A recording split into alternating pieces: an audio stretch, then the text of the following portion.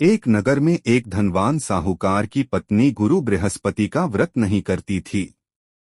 एक साधु ने उसे बृहस्पतिवार का व्रत करने को कहा, परंतु वह एक नहीं सुनी। इससे गुरुदेव नाराज हो गए और धीरे धीरे घर की सारी धन संपत्ति नष्ट हो गई। तब रानी ने अपनी दासी को बहन के पास अनाज लाने भेजी।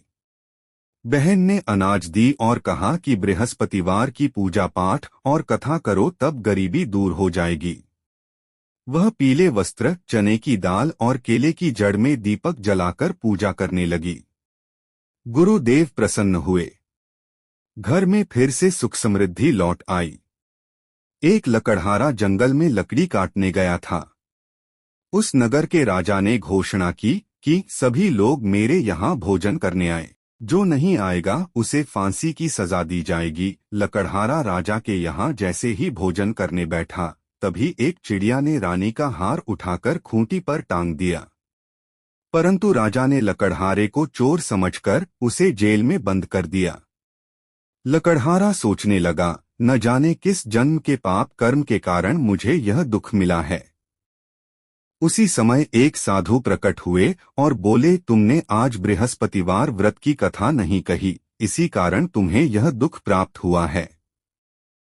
तुम प्रतिदिन चने गुड़ लेकर दिन में 3 बार लोगों को बृहस्पति देव की कथा सुनाना। लकड़हारे ने वैसा ही किया। तब राजा को खूंटी पर हाथ लटका हुआ दिखा, तो लकड़हारा से क्षमा मांगी और उसे विदा किया। रास्ते में कुछ लोग एक मुर्दे को श्मशान ले जा रहे थे।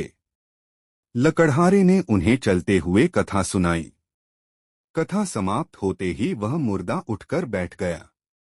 इसके बाद वह एक खेत में पहुंचा, जहां एक किसान के पेट में बहुत दर्द हो रहा था। लकड़हारे ने उसे भी कथा सुनाई। किसान का पेट दर्द ठीक हो गया। रास्ते में एक घर में एक बालक बहुत बीमार था। लकड़हारे ने उसे कथा सुनाई। बीमार लड़का ठीक हो गया। एक ब्राह्मण की पुत्री श्रद्धा से बृहस्पतिवार व्रत करती थी। इसके प्रभाव से घर में बहुत धन समृद्धि थी।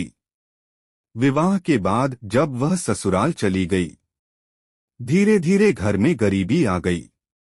बेटी माँ को बृहस्पतिवार का व्रत कथा करने की सुझाव दी। माँ पूजा पाठ व्रत कथा करने लगी। बृहस्पति देव की कृपा से घर की गरीबी दूर हो गई।